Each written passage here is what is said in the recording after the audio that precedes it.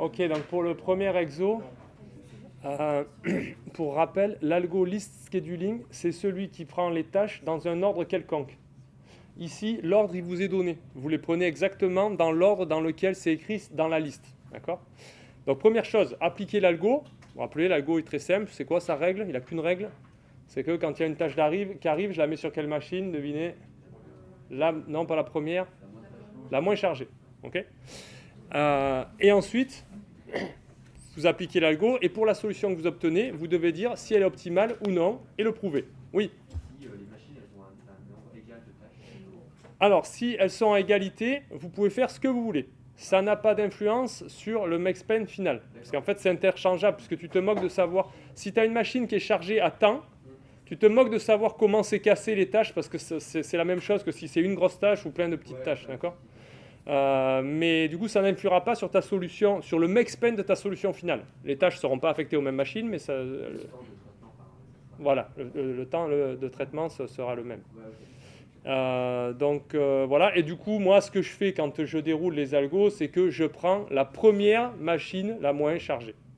Voilà. Mais c'est juste pour dire qu'on est un truc déterministe, comme ça on peut comparer qu'on a fait exactement la même chose ou pas. Mais vous n'êtes pas obligé de faire ça. Ouais.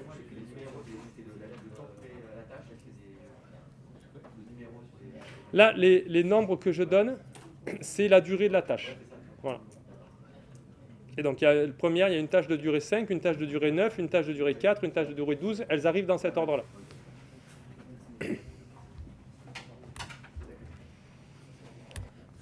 Ok, donc le premier, on le fait ensemble, même si la plupart d'entre vous l'ont déjà fait, juste pour être sûr qu'on est d'accord sur la méthode. On prend les tâches une par une. D'abord, la tâche 5. Elle va sur n'importe quelle machine, vu qu'elles sont toutes à 0. Ensuite, la tâche 9. Elle va sur une machine qui est à 0. La tâche 4, elle va sur une machine qui est à 0. J'en suis à la tâche 12. La tâche 12, elle va sur quoi ? Sur la moins chargée, c'est celle-là. La 4, elle va sur quoi ? Sur la moins chargée. Clairement, c'est celle-là. Je n'ai même pas besoin de compter. Celle-là, elle va sur la moins chargée. Là, il y a 9, là, il y a 9, là, il y a beaucoup plus. Donc, elle va soit sur celle-là, soit sur celle-là. Si je respecte vraiment ma convention, je la mets sur la première disponible. La deuxième, là, la moins chargée, du coup, ça devient M2. Et le 5 va sur M2 et j'ai fini de toutes les affecter. Je compte combien elles sont chargées. 5 et 4, 9 et 7, 16. 14 et 16. Ok. Donc le max-span,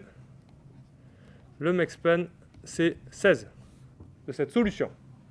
Est-ce que c'est l'optimal ou pas ? C'est ça qu'on vous demande dans la question B. Donc je vais faire A et B en un coup. Hein. Dans la question B, on vous demande est-ce que c'est optimal cette affaire ? Alors, comment vous arrivez à voir, vous, si c'est optimal ou pas ? Il y a la borne du cours qui dit qu'on ne peut pas faire mieux de toute façon que la moyenne de charge des 3 machines. D'accord ? Donc là, vous avez des tâches qui somment à combien ? En tout ça, ça somme à combien ? Ça somme pareil que ça, 16, 14 et 16. Ça fait 46. Donc vous ne pouvez pas faire mieux que 46 divisé par 3. C'est-à-dire 15,33333. Mais regardez, elles sont toutes entières, les durées des tâches, ce qui n'est pas obligatoire, hein. Normalement on fait avec des tâches réelles. Mais elles sont toutes entières, donc en fait on ne pourra même pas faire mieux que 16. Okay ? Donc en fait l'optimum, on sait qu'il est, avec cette borne, il est supérieur ou égal à 15,33. Et comme c'est des entiers, il est même supérieur à 16. Et j'ai trouvé 16. Donc ça match, je suis content, j'ai trouvé l'optimum. Ok ? On fait la deuxième. 4, 4, 5, 5.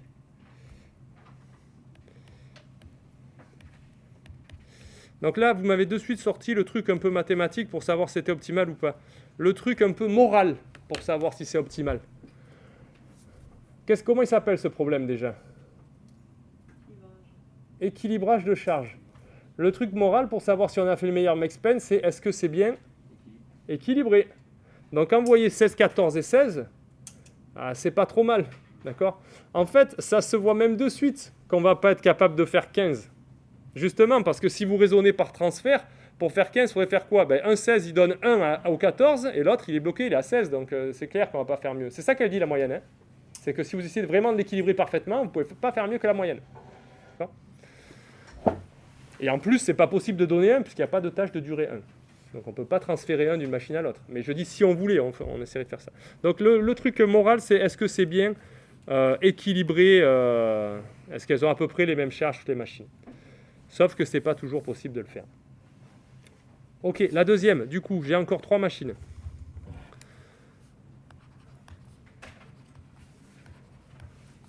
Donc j'y vais, je fais le truc, je fais 4, 4, 5, 5, 7. Alors le 9 il va où? Le 9 il va sur la moins chargée. 9, 11, 5, c'est là.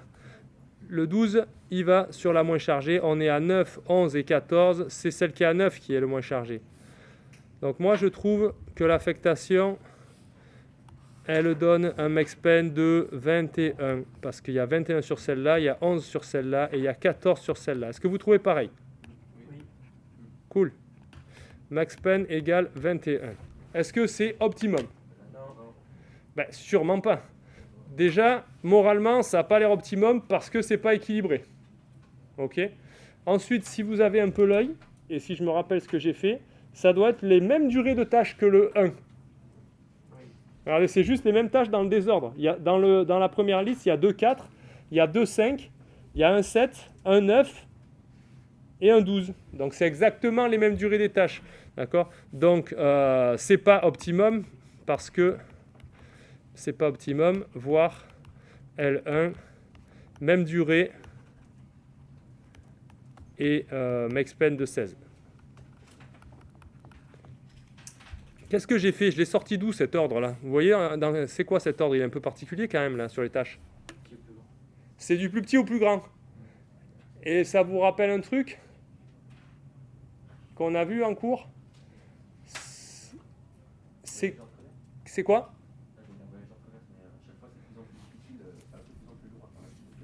Non, je pensais sur le même problème. Sur l'équilibrage de charge. On n'a pas fait de trier les tâches? Si, mais dans quel sens? Eh oui, dans le sens décroissant. Et on a dit, on a fait un algo où on ne le prend pas dans n'importe quel ordre, on le prend dans le sens décroissant, et c'est meilleur l'algo. Il garantit un meilleur rapport d'approximation. D'accord? Donc là, j'ai pris exactement le contre-pied de ça, justement, en espérant en trouver une pas bonne. Ben, vous avez vu, ça marche pas mal.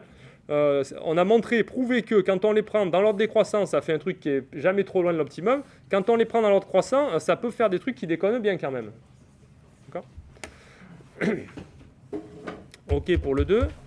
Est-ce qu'on peut faire le 3? Et du coup, on va dire qu'est-ce qu'il faudrait faire pour la Non, on vous demande juste est-ce que c'est optimum ou pas et le ratio. Donc du coup ici le ratio c'est 21 sur 16. Ok. Dans l'énoncé, il demande juste est-ce que c'est optimum et si c'est pas optimum, quel est le ratio. Le ratio c'est 21 sur 16. Okay. Et pour l'améliorer, on a vu. Pour l'améliorer, de toute façon, tu fais L1, tu changes l'ordre, c'est tout. Parce que sinon, on aurait pu transférer le 4 de M1 au 4 de M2. Enfin, ça, je l'ai dit visuellement. Ah, tu veux dire ici, si on te donne cette affectation, si tu veux faire un meilleur truc, oui, tu peux faire ça, mais tu vas tomber sur 17. Non, ça t'aurait dit. Ah oui, oui. Tu vas tomber sur 17, mais ce qui est pas mal, d'accord? Est-ce qu'après on pourrait faire mieux? Après, on peut continuer à faire mieux. Regarde, on échange le 4 et le 5. Paf, on tombe sur 16. Ah oui. Ok? Donc oui, tu peux la bricoler à la main pour arriver à faire un truc qui te plaise. D'accord. Mais c'était pas dans la question, ok? Mais t'as raison, c'est un truc naturel à vouloir faire. La deuxième, c'est 3, 5, 2, 4 et on a 2 machines. Ça va pas prendre long, ça. 3, 5, 2, 4, 5 et 9. Est-ce que c'est optimal? Ça m'étonnerait, ça. D'accord, ça, c'est pas bien équilibré. Donc, ça n'a pas l'air optimal. Est-ce qu'on peut rééquilibrer comme on fait des fois là? Donc, qu'est-ce que je voudrais? Je voudrais que lui gagne 2 et que lui perde 2. Ah ben facile. Comment je fais ça? Parce que voilà, si ils sont à 4 d'écart, donc si lui gagne 2 et que lui perd 2, ils sont parfaitement équilibrés. Je sais que je ne peux pas faire mieux par la bande de la moyenne. Donc qu'est-ce que je peux faire? On switch le 2 et le 4, comme ça, celui de gauche, il gagne 2, celui de droite, il perd 2. Et je me retrouve, si je fais ça, je me retrouve avec 7 et 7. Et ça, c'est clair que c'est l'opt par la borne de la moyenne et puis par la moralité du problème qui est qu'on veut équilibrer les choses. Par la borne de la moyenne. Ok, donc finalement, la réponse à la question qui était posée, c'est que ça, c'est pas opt et que son ratio par rapport à l'optimum, c'est 9 sur 7. D'accord? Le max-pen de ce machin-là sur le max-pen de l'optimum. Max-pen égale 9 et l'optimum, il fait 7.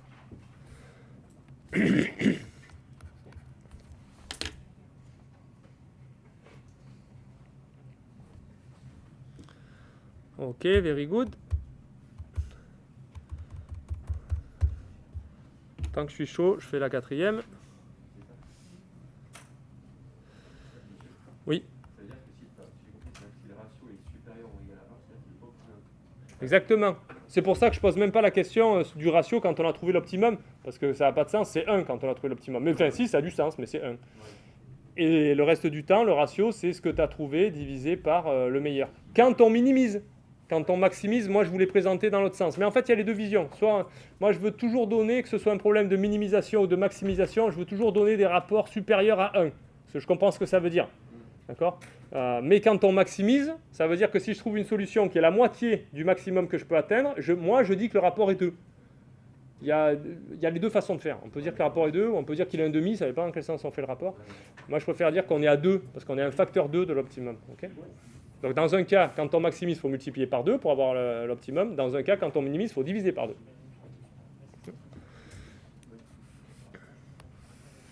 L4, c'était quoi L4 1, 7, 8. Il doit rester des feuilles, non? Il reste des feuilles de TD? T'as eu une feuille? Non, mais... Je partage. Je crois que j'en ai encore une. Tiens. C'est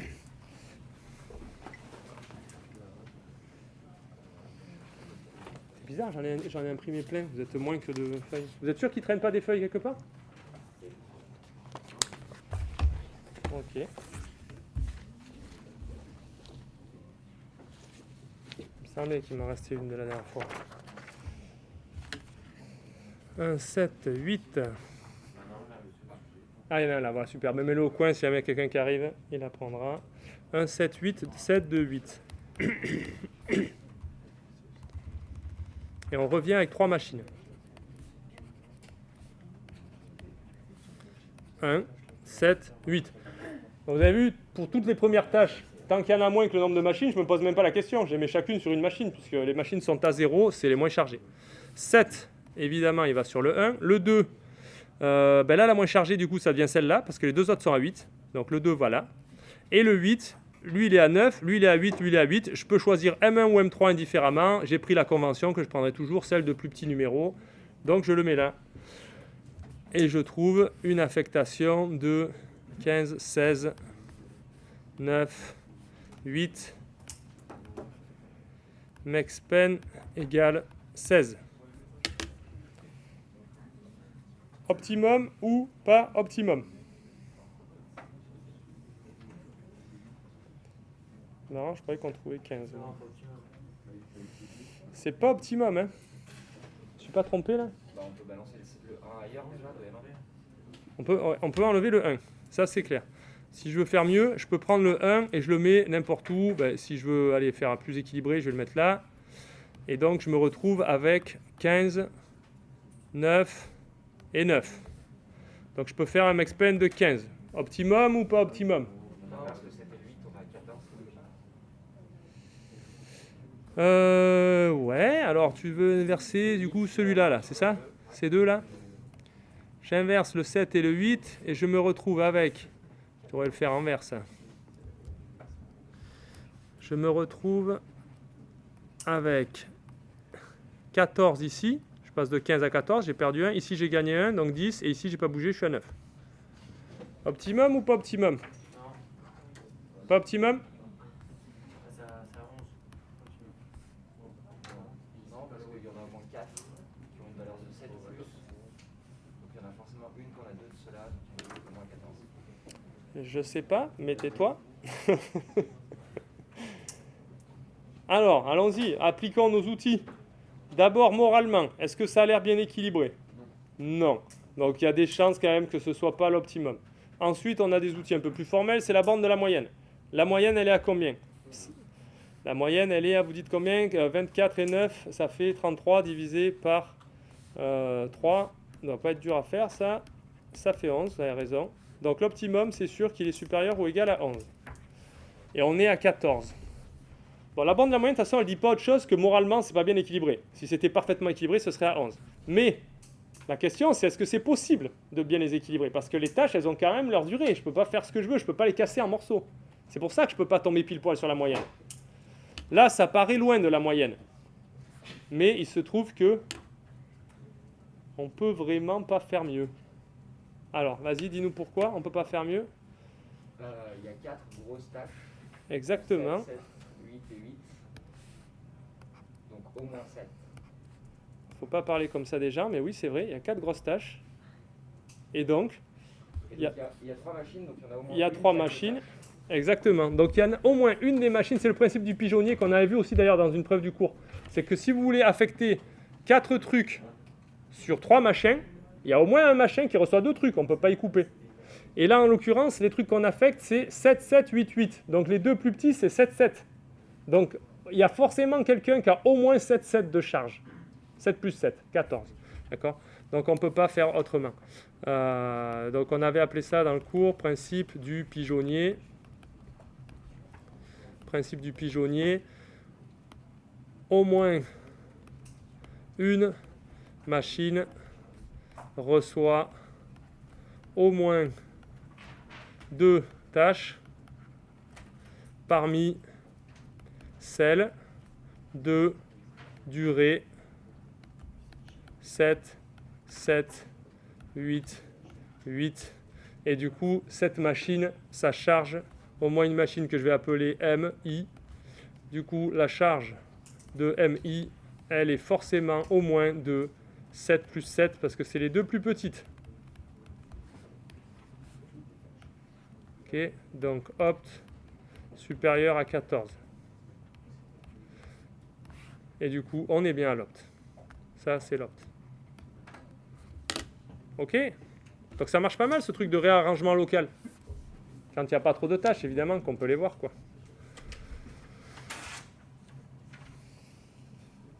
Alors la question C, c'est plus rigolo. On donne 2 problèmes. Donc là, je vous donne la liste de durée des tâches, mais je ne vous force pas l'ordre. C'est pour ça que ça a changé un peu les notations.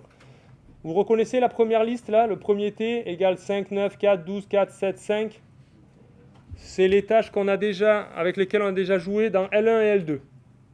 Et je vous pose la question, est-ce que vous pouvez trouver un ordre sur ces tâches qui donne d'une part le meilleur truc, la meilleure affectation possible, c'est-à-dire l'optimum, ça je crois qu'on a déjà fait, et, c'est la nouveauté, la moins bonne affectation possible. C'est quoi l'ordre qui, quand j'applique l'algo list scheduling, donc j'applique quand même l'algo, je mets à chaque fois sur la moins chargée, c'est quoi l'ordre d'entrée qui va me donner le pire truc? C'est quoi le pire truc que je peux avoir par l'algo list scheduling? On a prouvé en cours que ça ne peut pas être pire que... Que quoi que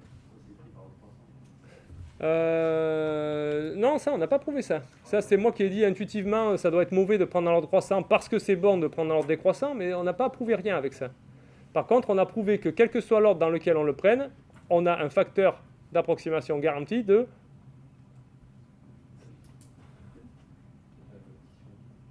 1, 2, 3, 4, 5. Je ne veux pas sortir l'autre main, alors je vous laisse le choix entre 1, 2, 3, 4, 5. Quel est le rapport d'approx garanti par l'algo list scheduling? Donc ça, c'est vraiment question de base du cours que vous allez en voir en QCM et sur lesquels j'ai vu que vous pêchiez un peu parce que vous avez bien réussi le premier test, mais vous n'avez pas bien réussi les questions de cours, notamment celles où il faut bêtement apprendre le cours et savoir quel algo à quelle complexité. Là, il faut savoir quel algo à quel ratio d'approx garanti. Non, pas 1, parce que 1, ça veut dire qu'il donne toujours l'optimum. Le ratio d'approximation garanti par l'algo list scheduling. Il ne peut pas faire pire que... Ouais. Rapport d'approx 2. D'accord? Déjà, le pire ordre que vous allez trouver, vous savez qu'il ne peut pas être à plus de 2 fois de l'optimum. Ok. Et celui, le longest processing, celui où on les trie d'abord par ordre décroissant, c'est quoi son ratio d'approx? C'est mieux que 2 du coup, parce que il est mieux l'algo. 1 et quelques. Bonne réponse. Ça vaut 0 lors des QCM, mais c'est une très bonne réponse. Il n'y a pas en général la case 1 et quelques. Alors combien il est? Nous, en fait, on a prouvé un truc et il est mieux que ça, mais on ne l'a pas prouvé. On a prouvé 3 demi, et en vrai, le vrai truc, c'est 4 tiers. 4 tiers, c'est prouvé par d'autres gens. Et en plus, nous, ensemble, on a vu un exemple, vite fait, où ça fait 4 tiers. Moins des poussières, qui tendent vers 0.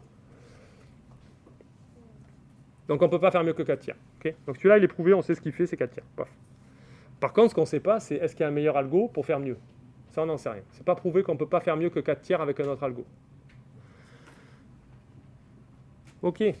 Donc, quel est le plus mauvais ordre pour cette affectation, pour ces durées de tâches, et pour la durée de tâche 3, 5, 2, 4, c'est celle de L3. Donc on a déjà l'optimum. Quel est le plus mauvais?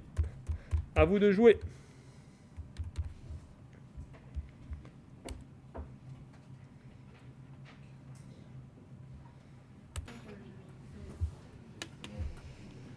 Ok, donc moi déjà, j'aimerais bien quand même essayer de m'approcher du pire truc. D'accord? De trouver un ordre qui est le pire. Alors, qu'est-ce que c'est la situation qui va le plus nous embêter? Donc imaginez, vous avez un ordre qui vous est donné, le truc qui va le plus vous embêter, vous faire la solution la moins équilibrée, ça serait quoi? Charles, tu réponds pas. Ouais. On met dans une machine les 3 plus grands nombres. Oui, mais alors... Mais comment le problème, c'est que tu ne sais pas où les mettre dans l'ordre pour qu'ils se retrouvent sur la même machine.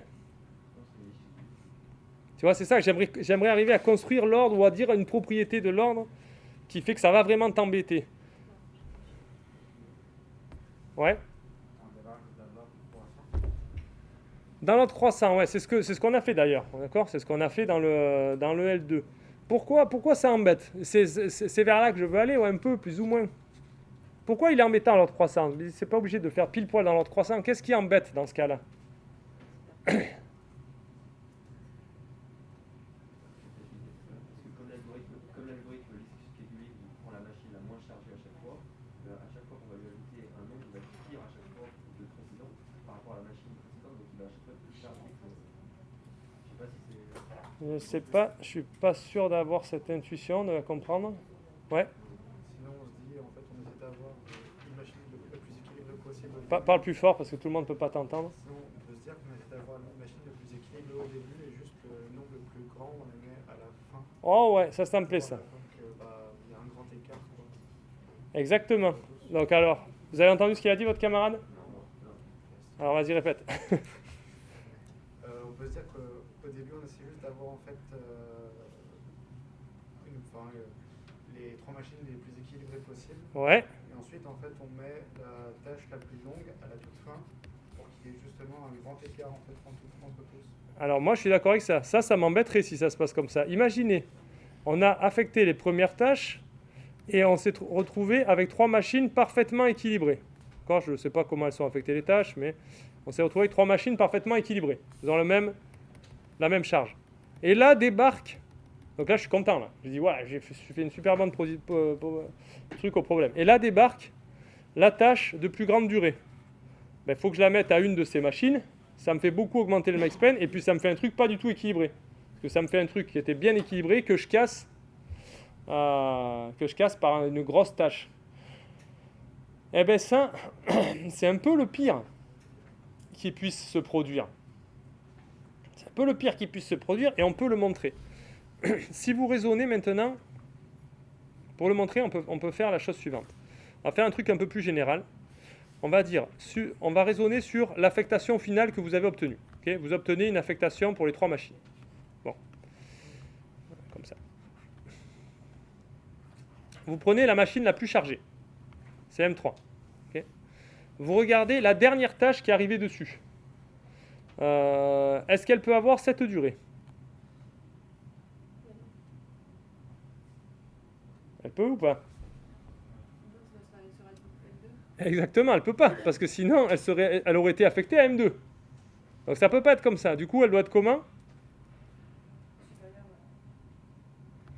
Elle doit faire en sorte que quand je l'enlève de ma machine, M3, ok, ça soit plus petit que toutes les autres. Ok. Et je ne suis pas obligé d'ailleurs de le faire avec la dernière arrivée. Je peux le faire, je pense, avec n'importe laquelle. Si je prends une tâche, que je l'enlève, il faut que je sois plus petit que les autres. Ok.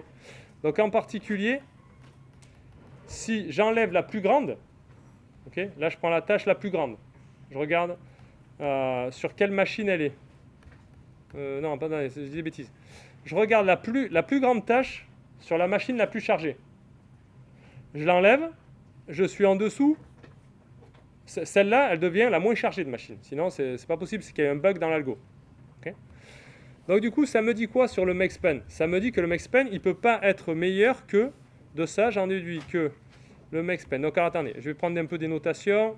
Je vais appeler MI la machine la plus chargée dans ma solution. Donc je prends une affectation. Une affectation, je ne sais pas comment l'appeler. Affectation A. MI la machine la plus chargée dans A. Dans cette affectation. Ok. Et je prends T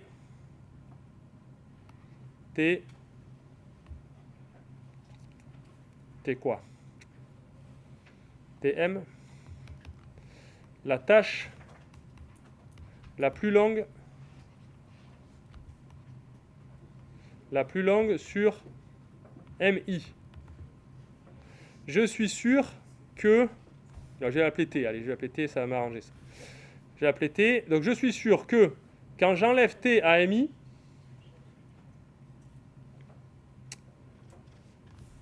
c'est MI qui est la moins chargée.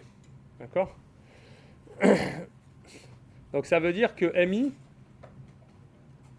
Donc je ne sais pas comment noter ça. Je vais faire ça. Charge de MI moins T.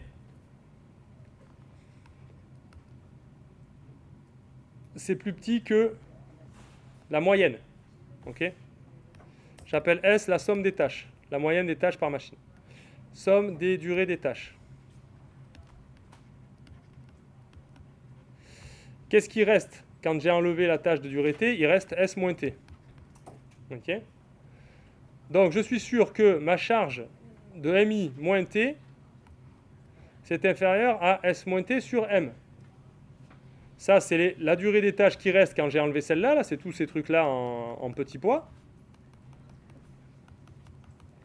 Ok, ça, c'est S moins T. Petit poids.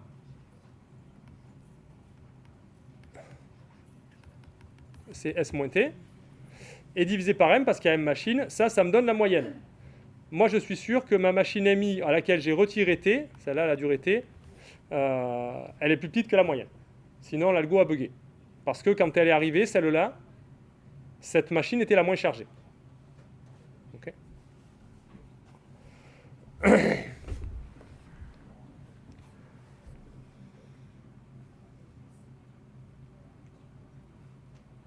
Attendez, d'un coup, je me demande si mon raisonnement il est bon. Parce que je me demande s'il ne faut pas quand même forcer que ce soit la dernière tâche. Est-ce que je peux vraiment me prendre la tâche la plus grande? La tâche la plus grande, ouais, quand elle est arrivée, il y en avait encore moins. Elle était forcément moins chargée. Si, c'est bon. Parce que quand elle est arrivée, celle-là, la charge qu'il y avait sur celle-là, elle était moins que ce qu'il y avait à ce moment-là sur les autres. Et ce qu'il y avait à ce moment-là sur les autres, c'est encore plus petit que ce qu'ils ont à la fin. Donc si, ça marche mon raisonnement quand même. Bref, la charge de MI, comme j'ai pris MI la machine la plus chargée, c'est le makespan. Donc là, ça ne m'arrange pas du tout. Ouais, si. Ça montre que le makespan est inférieur à T plus S moins T sur M. Ce machin-là, je vais l'appeler F de T.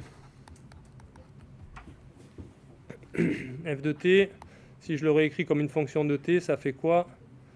Ça fait 1 moins 1 sur M fois T plus S sur M. Comme je considère que M c'est au moins 2 machines, sinon c'est un peu trivial comme problème.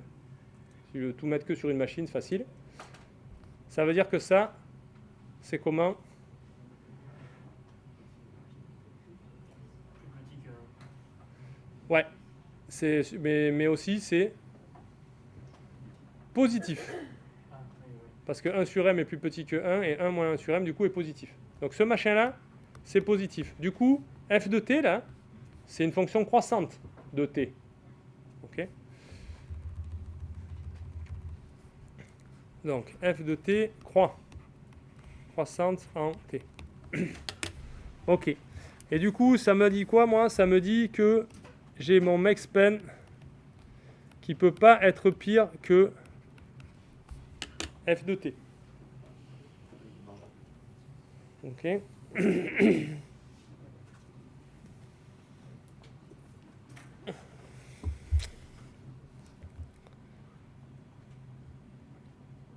Eh bien là, on peut discuter.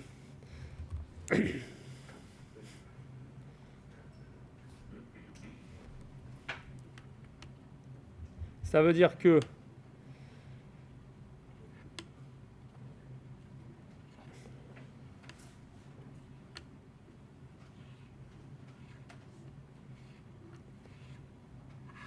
le pire qui peut se passer quand la tâche la plus longue sur la machine la plus chargée elle a duré t, c'est que les autres avant elles soient parfaitement équilibrées.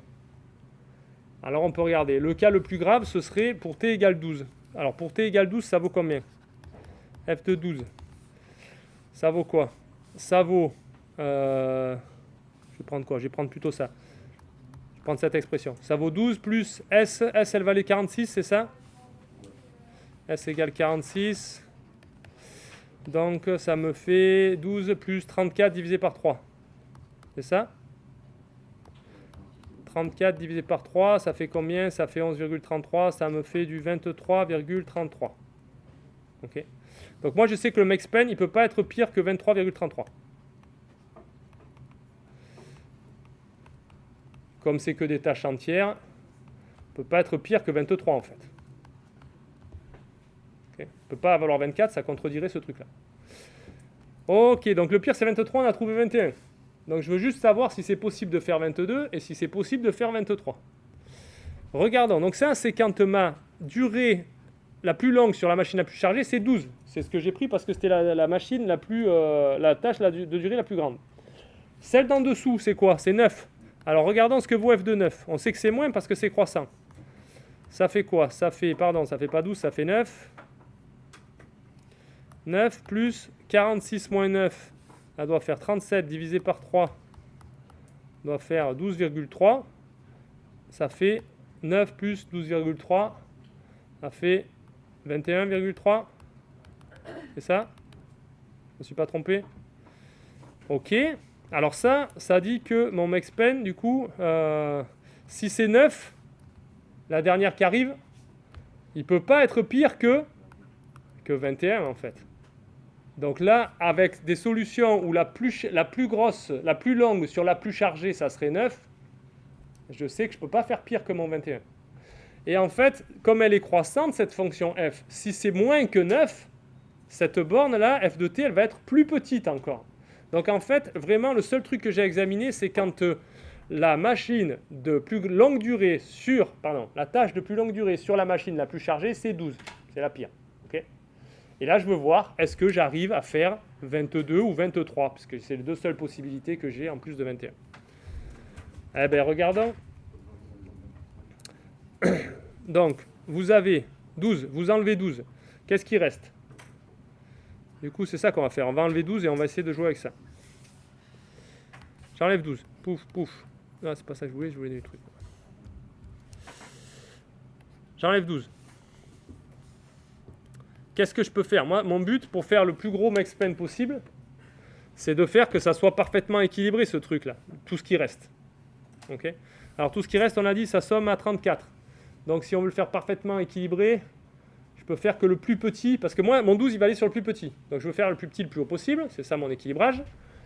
Et du coup, je peux faire le plus petit à 11, quoi. okay, puisque ça somme à 34. Donc je peux faire le plus petit à 11. Est-ce que c'est possible? Ah ouais, c'est possible. Je prends 7 et 4, ça fait 11. Ok. J'ai joué avec ça. Est-ce que je peux continuer? Après, là, il me reste 5, 5, 9, 4. Est-ce que je peux encore me débrouiller que les deux soient plus grands que 11? Ah, ça va être dur, là. Hein. Parce que les deux plus grands que 11, non, il faut que j'en mette 2 sur chacun.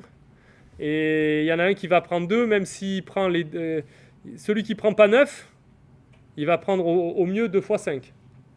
Donc avec 5, 9, 4 et 5, je ne vais pas faire que les deux valent au moins 11. Okay. Vous le voyez ou pas ça? Ouais. Si vous ne le voyez pas trop, on peut aussi sommer. Ça fait combien? Ça fait 10, ça fait 23 la somme.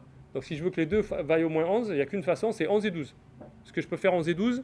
Ben non, à cause du 9, parce que 9 et 4, le plus petit que je peux faire, c'est 13. Je ne pourrais pas faire mon 12. Donc je ne peux pas faire 11 et 12. D'accord. Donc si je veux faire le plus petit et 11, le plus petit et 11, c'est pas possible. Impossible. Ok. C'est pas grave. Si je fais le plus petit, c'est 10. Je fais quand même 10 plus 12, 22. J'améliore mon 21. Alors, est-ce que je peux faire que le plus petit, c'est 10? Donc, le plus petit, ça serait 10. Donc, on a dit, ça somme à combien? Ça somme à 34. Donc, si je prends que le plus petit est à 10, ça veut dire que les deux autres, ils somment à 24. Alors, déjà, bon, pour faire 10, on va le prendre autrement. Pour faire 10, il n'y a pas de milliard de solutions. Il n'y a qu'une. C'est 5 et 5. Si je veux faire qu'il y en ait le plus petit, ce soit exactement 10, c'est 5 et 5. Donc ensuite, je me retrouve avec, combien ça fait ça? 13 et 11, ça, je me retrouve avec 24. Okay. Donc, les deux autres,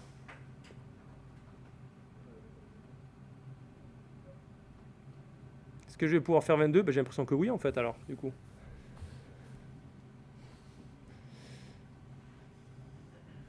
Qu'est-ce que je fais? Donc je mets 5 et 5 sur le même truc. 5, 5. Et ensuite, ben, je peux faire n'importe quoi en fait, non? C'est bon? Alors je peux pas mettre 4 et 4 ensemble, mais si je mets 4 et 9 et 4 et 7, c'est bon, non? 4 et 7 et 4 et 9. Là, mon 12, il arrive, il vient sur la moins chargée, c'est celle-là, et je fais 22.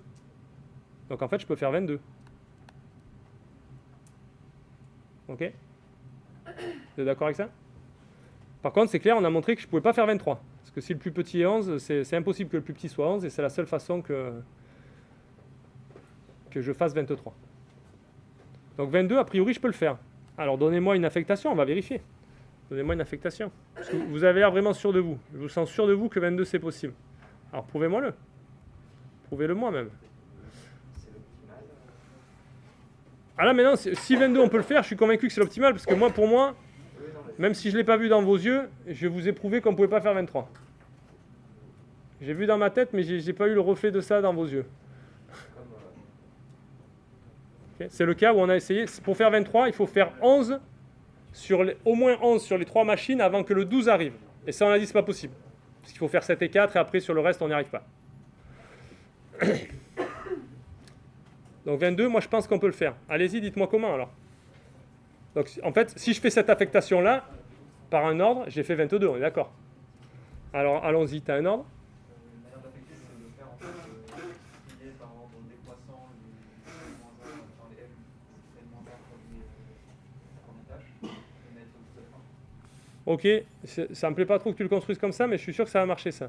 Mais, enfin, je suis sûr, je te fais confiance. Mais comment est-ce qu'on... Regardez, je vous ai donné une affectation, on en a trouvé une. On va pas aller la chercher à... plus compliqué. Qu'est-ce que tu fais? Vas-y. 5, 4, 4. Ben, tu fais 5, 4, 4 déjà, tu construis le début. Ensuite, qui est-ce qu'il faut qu'il arrive? Ben, 1 sur les moins chargés, là. 7 ou 9, en fait, on a le choix. Je pense qu'on peut faire arriver n'importe lequel. Donc, par exemple, 7. Ok, on en est là. Qui c'est qui doit arriver maintenant? Ben, c'est le 9, comme ça, il ira sur la moins chargée. Ok? Je fais arriver le 9. On en est là. Et puis, je fais arriver le 5, ben ouais, il va arriver là. Donc comme ça, on peut le faire si vous voulez. On fait l'algo sur L'. On s'en convainc, on fait 22. Ça commence à devenir bien sale, ma présentation. C'est qu'on a bien travaillé. 5, il va là. 4, il va là. 4, il va là. 7, il va sur un des deux 4. Je prends le premier par convention. 9, il va sur celle-là, la moins chargée, donc il va là. 5, la moins chargée, c'est celle-là, donc il va là. 12, la moins chargée, c'est 10, 11, 13, c'est celle-là. 12, je somme, je trouve 22, 11 et 13. Donc on peut faire 22. 21, c'était pas le pire. Ok. On peut faire 22. Et on peut pas faire 23, on l'a prouvé, normalement. Ouais. C'est où, comment vous avez trouvé L' là? J'ai pas compris. En fait, L', là, on a fait notre petit raisonnement sur le 12 arrive en dernier et il doit trouver 11. Ah non, c'est pas possible. Ah, je dis, est-ce qu'il peut trouver 10 comme minimum de ce qui est déjà affecté? Et en regardant les tâches, on a dit, ok, j'arrive à faire 10, je fais 5 et 5. Et les deux autres, ils font plus de 10, donc le minimum, ça sera 10. Ok, une fois que j'ai ça, j'ai l'affectation. D'accord? En fait, ensuite, ce que j'ai fait, c'est une méthode qui est plus générale, c'est pour faire n'importe quelle affectation. Donc ça, c'est important, en effet, pour vous. Est-ce que j'ai l'attention de tout le monde sur ça? Si vous n'écoutez pas tout ce que je raconte, c'est pas grave, mais ça, je pense que c'est pas mal. Parce que ça, vous le trouverez peut-être pas par vous-même, et en fait, ça va vous résoudre beaucoup d'exercices que je vais poser. C'est qu'en fait, si je vous donne une affectation, et je vous dis, allez-y, essayez de faire celle-là, c'est pas toujours possible, mais c'est toujours possible d'en faire une qui a le même make-span. Et il y a une façon naturelle de procéder, c'est celle qu'on vient de faire. C'est-à-dire, vous regardez et vous voulez quoi? Ok, je la construis petit à petit. Je dis, ben moi, je veux que sur la première, il y a le 5, donc je mets 5. Elle arrive, elle va sur la première. Ensuite, je veux quoi? Ben, la suivante qui doit arriver, ben, c'est quand j'en suis là, comme ça, la suivante qui arrive, c'est un des deux 4, d'accord? Donc je fais arriver un 4. Paf. Il arrive, il n'a pas le choix, il doit s'installer sur une des deux qui est à 0. Ensuite, je veux faire arriver le troisième 4. Il n'a pas le choix, il doit s'installer sur la troisième. Voilà. Là, qui est-ce que je veux faire arriver? Ben, si je fais arriver le 5, ça ne va pas me faire ça. Il va aller sur une des deux moins chargées. Donc moi, je fais toujours arriver quelqu'un sur la moins chargée. Okay. Donc je fais arriver sur la 4, par exemple, le 7. Ensuite, la moins chargée, c'est celle-là, je fais arriver le 9. Et à la fin, le 5. Voilà. Oui? Oui, juste expliquer comment vous avez construit L'. Ben, c'est ce que je suis en train de faire. Non, mais pourquoi 5, 4, 4, 7, 9, 5? Je sais pas, j'arrive pas à voir. Je refais. J'ai compris jusqu'au F de T, puis après,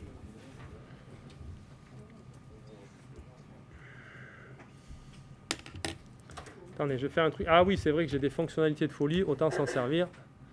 Vous allez voir ce que je vais faire. Hop. Ça, vous avez jamais vu ça. Contrôle, copie. Je descends ça. Ce que je dis, c'est qu'en fait, je suis normalement capable, si j'ai toutes mes facultés à l'instant T, en tout cas. Non, c'est pas ça qu'il faut, c'est ça. Non plus. C'est peine. Voilà. Non plus. Il n'y a rien qui marche. Pas effacer ça, moi? Ah si, quand même. Ok. Je recopie. Je recopie proprement. Je recopie proprement cette affectation. Ce que je dis, c'est qu'en fait, je peux faire à peu près n'importe quelle affectation. Mais pas toutes en vrai, mais à peu près toutes. La méthode que je suis en train d'essayer de vous expliquer, c'est celle-là. Tu veux faire cette affectation, ok? C'est une affectation, tu te demandes s'il y a un ordre qui va reproduire cette affectation. Moi, je prétends qu'il n'y a qu'un truc raisonnable de faire arriver au début. Au début, tu peux commencer par n'importe quelle tâche. Toi, tu veux... Ok, on va essayer de la construire dans l'ordre. Donc, au début, tu peux commencer par n'importe quelle tâche. Donc, je vais prendre 5, 4 ou 4, d'accord? Je vais prendre, comme je l'ai mis sur la première machine, je vais prendre 5. Parce que c'est ce que je mettrai sur la première machine. Ensuite, je veux faire arriver quoi? Donc là, j'en suis là. Mon affectation, quand j'ai fait ça dans l'algo, c'est ça. Je veux la continuer. Donc, je veux faire arriver le 4 ici, pour pouvoir mettre 4 ici. Donc, je mets 4. Qu'est-ce qu'il va faire l'algo? Il va faire arriver sur la moins chargée. Donc, c'est-à-dire, il va la mettre sur celle-là. Donc, je vais faire le 4, etc. Et je fais cette règle à chaque fois. À chaque fois, je regarde quelle est la moins chargée. Voilà, il y en a 2. Je fais arriver une tâche dessus. Moi, en général, ma convention, c'est que je commence par la plus petite numéro. Donc, je vais faire arriver 7. Ok, j'en suis là. Si je veux que l'algo puisse affecter la prochaine, il faut que je fasse arriver celle sur la moins chargée. D'accord? Donc là, sur la moins chargée à l'heure actuelle, c'est 5, 11 et 4. C'est 4, donc je fais arriver le 9. J'en suis là. la moins chargée, 5, 11 et 13, c'est le 5, là, c'est la M1. Donc je fais arriver le 5, j'en suis là. Ok. Et maintenant, je fais arriver le 12, et il va en effet bien sur la moins chargée. Alors, c'est pas toujours possible, parce que des fois, on est bloqué. Quand est-ce qu'on est bloqué? Il n'y a qu'une façon d'être bloqué. Donc je fais ça. Si vous avez compris la méthode, vous allez voir, c'est très simple. Il n'y a qu'une façon d'être bloqué dans cette méthode. Là, par exemple, à la fin, j'ai eu de la chance. Regardez pourquoi. Parce que si le 12, il n'était pas là, il était là, je ne pouvais pas le faire. Parce que là, j'arrive, la moins chargée à ce moment-là, c'est celle-là. Donc tout ce qui arrive, n'importe quoi qui arrive, il va aller là-dessus, il ne va pas aller là. Alors, c'est pourquoi ça? Ça va faire un problème avant. Non, c'est juste pour dire, si je voulais reproduire cette affectation-là, je pense que c'est pas possible. Ouais, mais en même temps, le 12 n'avait pas à être là. Moi, mon but là maintenant, c'est de reproduire n'importe quelle affectation. Je voudrais qu'on arrive à faire ça. Je vous ai dit, c'est pas tout à fait possible, mais on a donné une méthode, on dirait que c'est possible, mais il y a des fois des problèmes. Je voudrais qu'on formule très clairement le problème. Le seul truc qui peut bloquer dans ma méthode, c'est si jamais... On arrive à un moment où, pour mettre la prochaine brique, on n'a pas le choix. Et pourquoi on n'a pas le choix? Parce que la barre rouge, elle est au-dessus de. Elle est plus électrique pointillée. Ah, ça formule pas plus clairement ça. Mais tu l'as le truc, oui. Ouais, mais on tourne un peu autour du pot, mais c'est sans que tu étais sur le truc. Mais il faut le dire plus simplement, c'est très simple. C'est que moi, je ne peux affecter qu'à la machine la moins chargée. Si toutes les machines les moins chargées, elles ont déjà reçu toutes leurs tâches, j'ai rien à faire. Si la prochaine tâche à affecter, elle n'est pas sur une machine la moins chargée, je ne peux pas le faire par l'algo. Okay. Donc là, c'est pour ça que je suis bloqué par exemple avec le 12. Si le 12, il est sur la machine la moins chargée, ça va. Je fais arriver le 12, il va sur la machine la moins chargée. S'il n'est pas sur la machine la moins chargée, ici la machine la moins chargée, il n'y en a qu'une, c'est celle-là. Comme il n'y a rien dessus, ben, je peux pas faire que la prochaine tâche qui arrive, elle ira là, c'est pas possible. Enfin, pardon. La prochaine tâche qui arrive, elle ira là, mais moi, c'est pas ce que je veux. Donc le seul cas où je suis bloqué, c'est quand les machines les moins chargées, à un moment donné où je fais ça, c'est pas elles qui doivent recevoir des tâches. Si ça se produit jamais, ben c'est bon, je vais jusqu'au fond. Je vais jusqu'au bout. Ça, on va faire ça dans l'exercice 2 qui suit. Donc ne vendons pas la mèche trop tôt.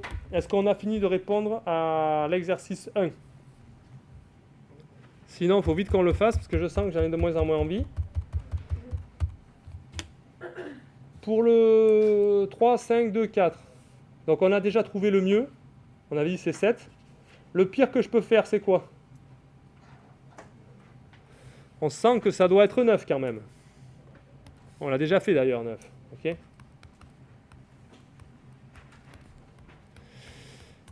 Est-ce que je peux faire pire que 9? Ben, pire que 9, le problème, c'est que il faudrait que les tâches, elles ne soient pas 2 sur une et 2 sur l'autre. Il faudrait qu'il y en ait 3 sur une pour faire pire que 9. Est-ce que c'est possible d'avoir 3 tâches sur une et une seule sur l'autre? Ben, le problème, c'est que quand celle-là, elle arrive, il faut que ça soit le moins chargé.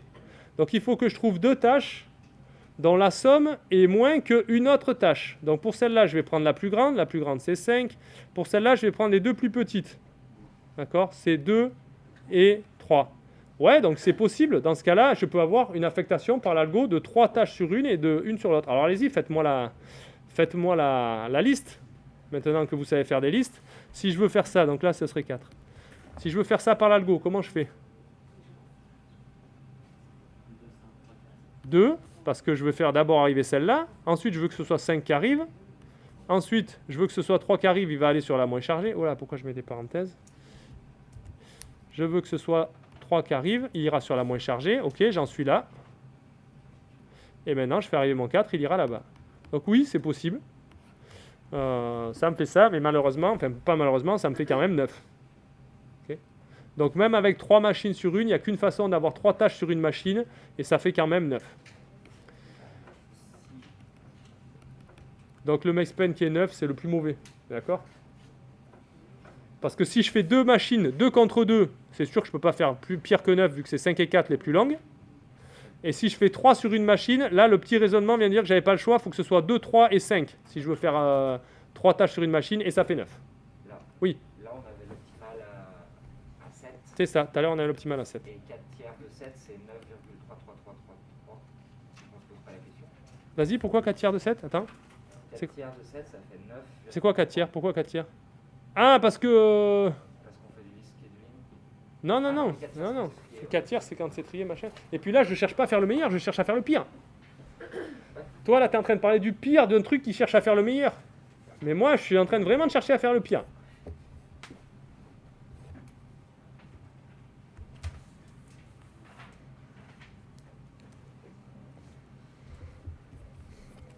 Ok, donc l'optimum c'était 7, on avait répondu déjà, ça on le savait. Et puis 9, c'est le pire et on sait que c'est possible, on avait déjà une affectation, on vient d'en retrouver une autre.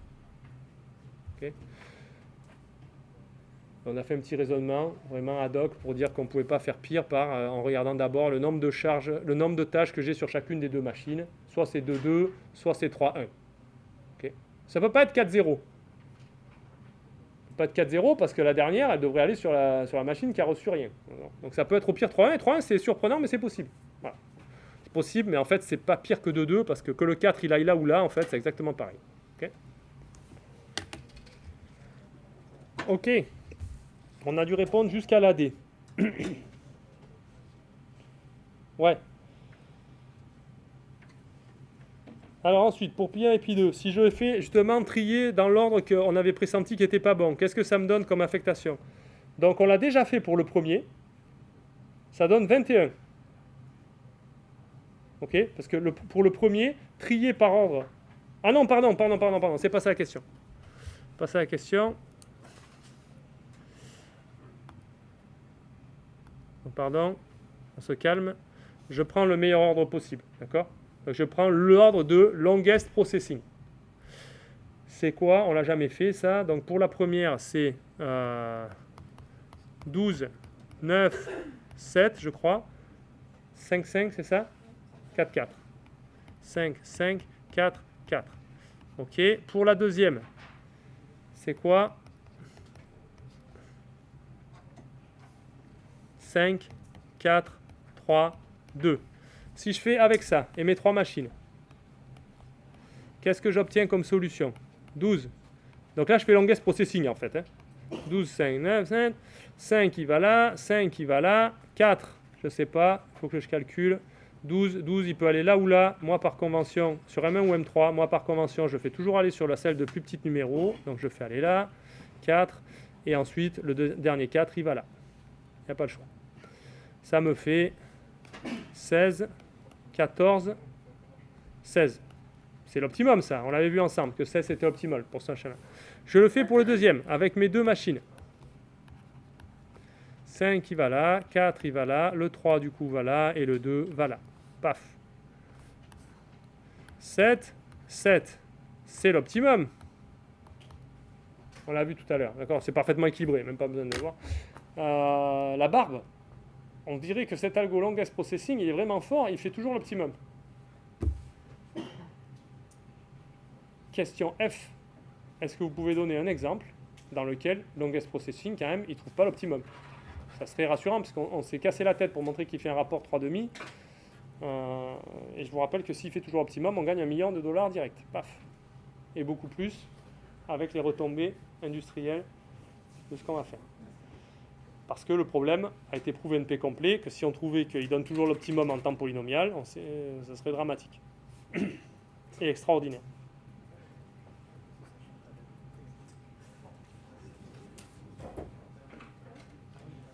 Alors pour vous encourager quand même à chercher dans cette direction, à prouver que P est égal à NP. Vous savez que tout le monde pense que P est différent de NP. Tout le monde pense ça. Donc en fait, quand ils disent on met $1 million sur est-ce que P égale NP, en fait tout le monde est convaincu que P est différent de NP. Donc on met surtout $1 million pour quelqu'un qui va arriver à le prouver. Bon, donc si vous pouvez P est différent de NP, bravo, voilà $1 million, hop, on passe à la tête. Mais si vous pouvez P égale NP, je vous dis déjà c'est super pour les retombées industrielles, tout ça, mais en plus, on va vraiment vous encourager. Mais vous embêtez, mais une quantité de gens phénoménale.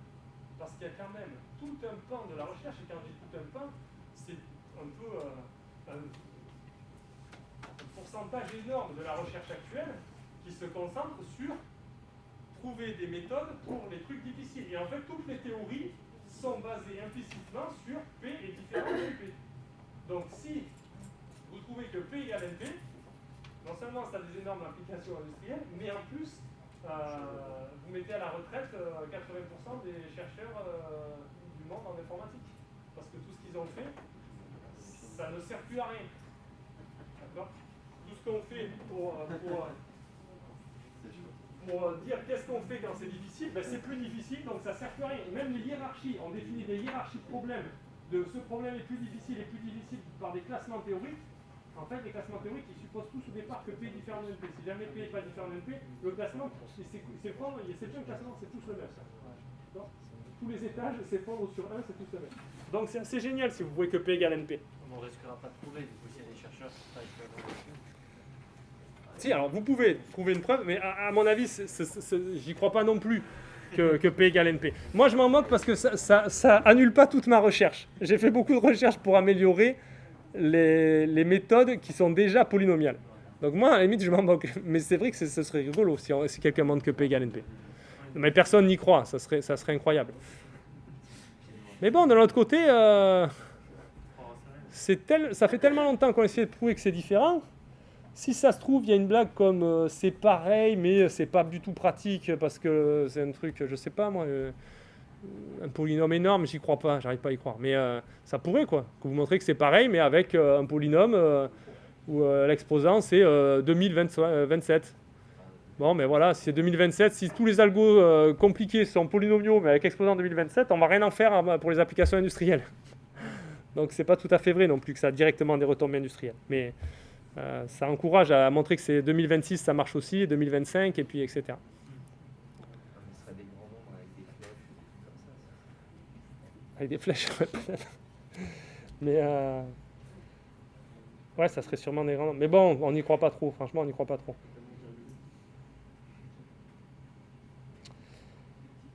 Donc mon petit f, est-ce que vous avez un exemple? Parce que moi, j'en ai pas. Donc si vous n'en avez pas, on va avoir l'air bête. Est-ce que vous avez un exemple sur deux machines d'une liste de tâches où quand on les affecte par ordre décroissant, ça ne fait pas l'optimum?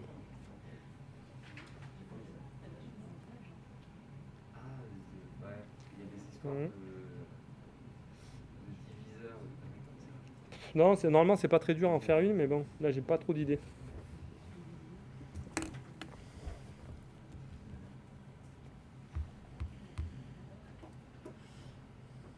Je vous laisse 4 minutes pour faire ça.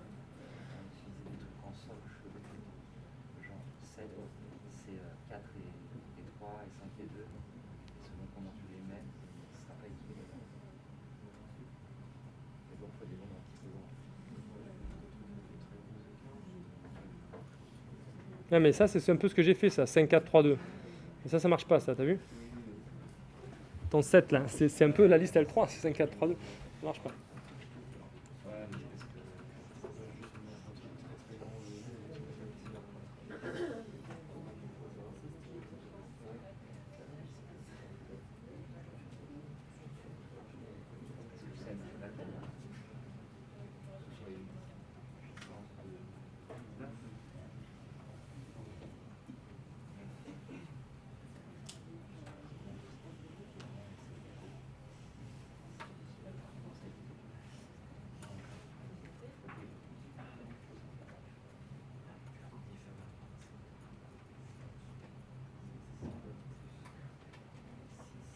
Ouais.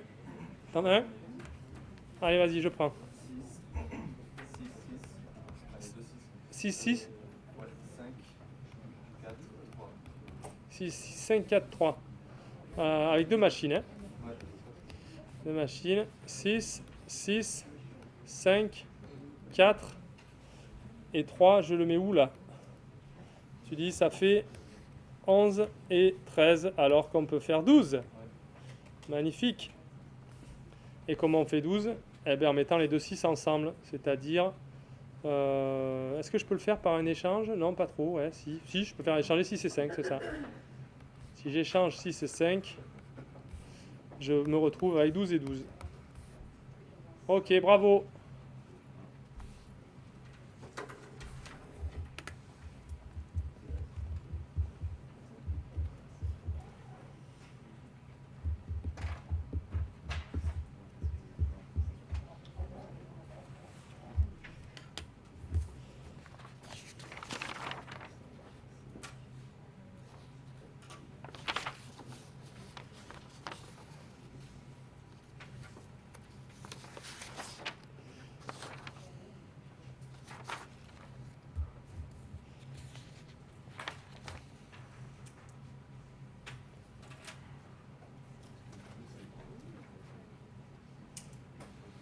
Alors maintenant, j'aimerais qu'on fasse l'exercice 2. Mais là, j'ai pas le courage. Il est trop long. Il y a trop de notation. Et ça fait trop longtemps que je parle. Donc je veux bien qu'on le fasse, mais alors on se base que sur la première phrase. La première phase de l'exercice, on ne regarde pas le reste. J'ai pas le courage de regarder le reste. Le but de cet exercice est de montrer qu'il existe toujours une liste qui fournit en entrée à l'algo list scheduling va produire une affectation des tâches qui réalisent le max-span optimum, minimum. Alors, est-ce que vous pouvez prouver ça? Qu'il existe toujours une liste que je donne en entrée qui va me faire l'optimum. Donc ça, c'est intéressant. Ça veut dire que le seul challenge, quelque part, pour trouver la solution exacte, c'est de trouver un bon ordre d'entrée pour l'algo basique qui met à la machine la moins chargée. Si vous lui donnez un bon ordre d'entrée, il vous sort l'optimum. D'accord ? Et si vous donnez un ordre quelconque, il vous sort au pire 2 fois l'optimum. Mais c'est juste une question de l'ordre que vous lui fournissez. Il sait trouver l'optimum avec un bon ordre. Alors allez-y, construisez-moi cet ordre. On l'a déjà fait.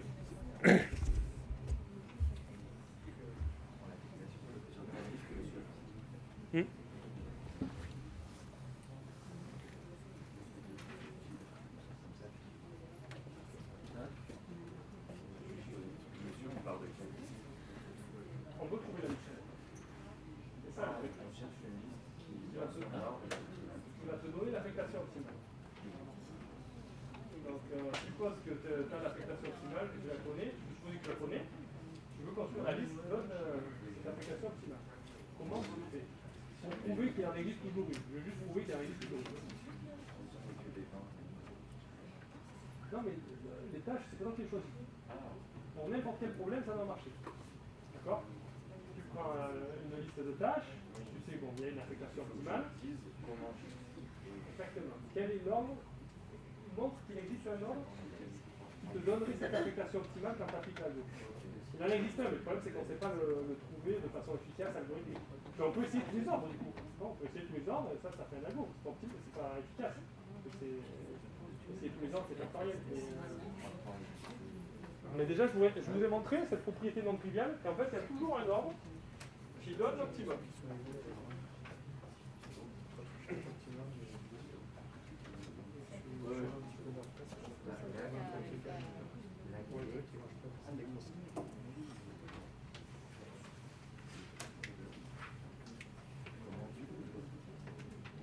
Juste avant, quand même, je vous ai dit qu'on devrait être capable de reproduire n'importe quelle affectation. Okay. Je vous ai dit ça. Et je vous ai même montré comment faire. Je vous ai dit, il n'y a qu'un cas où ça bloque. Alors, si vous résolvez le cas où ça bloque, eh bien, on est bon.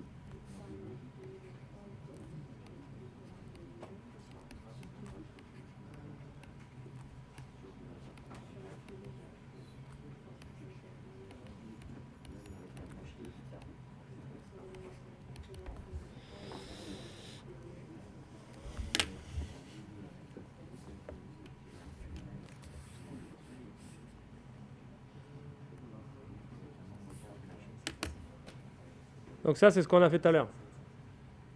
On a construit pas à pas une liste des tâches. Donc on est parti d'une affectation donnée, fixée, laquelle on va viser là. Ben, là, une affectation optimale. D'accord ? Je suppose que, ok, je veux reproduire une affectation optimum que je sais qui existe. Voilà. J'ai mon affectation optimum. Je pars de ça. Je veux la reproduire. Donc ce que je fais, c'est que je forme la liste L, pas à pas, en disant à chaque fois, pour la tâche suivante, là, je prends une des tâches sur la machine la moins chargée jusqu'à maintenant. Donc au début, quand j'ai rien mis du tout, ben, elles ont toutes 0 les machines. Donc là, je peux prendre une tâche sur n'importe quelle machine. Par exemple, je dis ok, je prends celle-là. Je la mets là. Ok. Ensuite, pour la suivante, ben, je vais prendre une sur les moins chargées. Ben, les moins chargées, c'est ces 4-là qui sont à 0 pour l'instant, d'accord ? Les moins chargés jusqu'alors, c'est-à-dire les moins chargés avec ce que j'ai déjà sélectionné. Donc là, par exemple, ben, je vais regarder, bon, ben, elles sont toutes pas chargées, donc je peux prendre celle que je veux. Ben, je vais prendre la deuxième, moi, je m'en fous. Je vais prendre celle-là. Je la mets là. Ok. Je fais ça pour toutes les machines. Voilà, j'en prends une sur chacune des moins chargées. À un moment donné, j'en suis là. Elles sont chargées comme ça, mes machines. Pour la suivante, je prends quoi ? Je prends une tâche sur la machine la moins chargée jusqu'alors. La moins chargée par ma ligne rouge, là. D'accord ? Là, j'ai affecté plusieurs trucs. Ben, je vais prendre celle-là. Ok ? Voilà. C'est ce qu'on a fait tout à l'heure, ça. Hein, j'invente rien. J'en suis comme ça. Là, je vais prendre une des moins chargées. Ben, c'est celle-là. Donc, je vais prendre une tâche ici. Ben, tiens, c'est tout. Je ne sais pas, moi. Je vais les faire quoi, celle-là ? La tâche emmental. Ok. Et j'en suis là. Et je continue. Pour la prochaine, je vais prendre une des moins chargées. Peut-être c'est celle-là, là. Bon. Ça, on a dit. C'est bien, je vais arriver à reproduire normalement n'importe quelle affectation. Sauf dans un cas qu'on a identifié tout à l'heure. Il y a un cas qui est bloquant. C'est quand, justement, la moins chargée, c'est une pour laquelle il n'y a plus rien à faire. Donc, par exemple, à un moment donné, je vais en être là.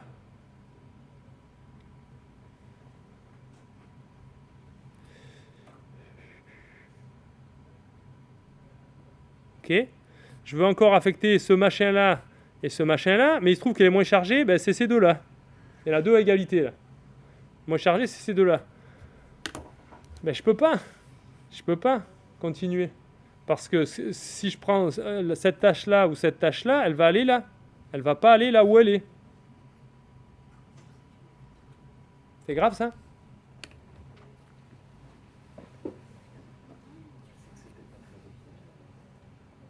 Un peu de ça, ouais.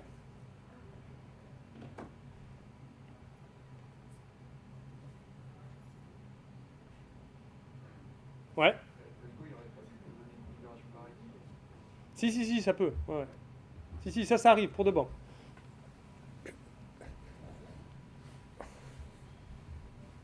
D'ailleurs, tout à l'heure, je vous l'ai montré, ça arrive avec le 12, à la fin, là. Je vous ai fait un exemple, ça arrive à la fin, où le 12, il n'est pas où il faut, c'est tout, on peut rien y faire.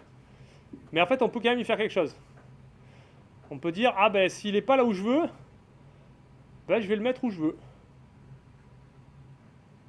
C'est moi qui commande. Ouais.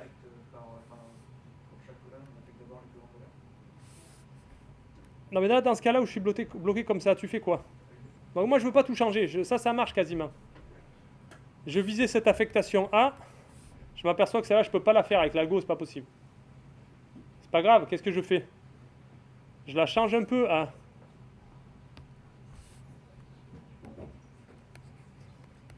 Je dis, ok, attends. Toi, là, finalement, j'ai changé d'avis, toi. Je vais plus faire cette affectation. Toi, tu vas venir là. Comme ça, je peux le faire. Bon, c'est une autre affectation, mais ouais, mais c'est pas super, parce que moi, j'étais parti de l'affectation optimum, et là, je viens de dire, ben, je vais faire une autre affectation, mais pas optimum, du coup. Ben si, elle est optimum.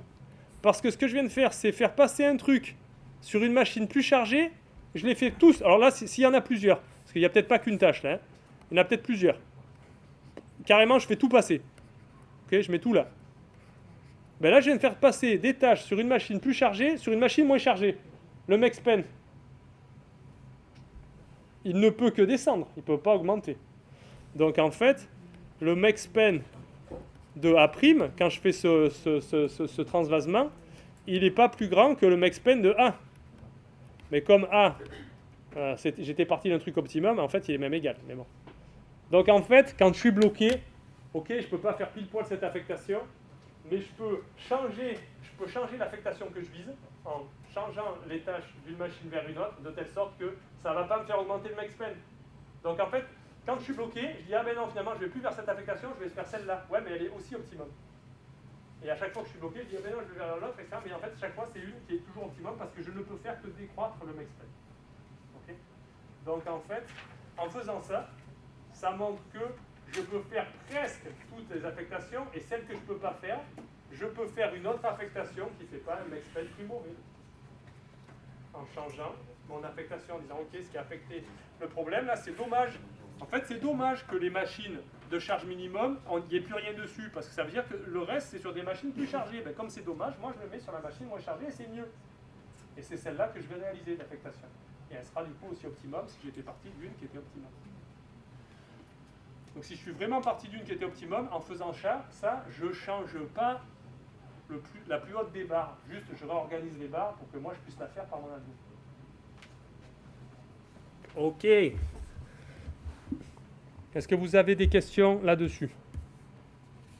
Donc l'exercice 2, tel qu'il est formulé, il fait ça, mais c'est un peu invisible.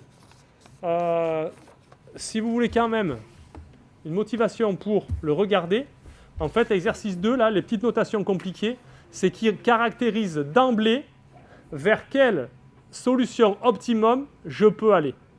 Donc il n'y a pas cette histoire de réarrangement au milieu.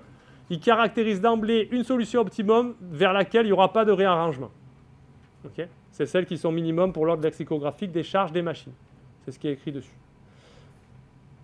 On fait une petite pause, sauf si vous avez des questions. Si vous avez des questions, on fait quand même une pause, mais d'abord je réponds aux questions. Pas de questions? Et vous êtes vraiment des étudiants modèles, bravo. On fait une pause de 1 quart d'heure, 10 minutes. On choisit 2 heures. Disons, non mais je reprends dans 1 quart d'heure moi.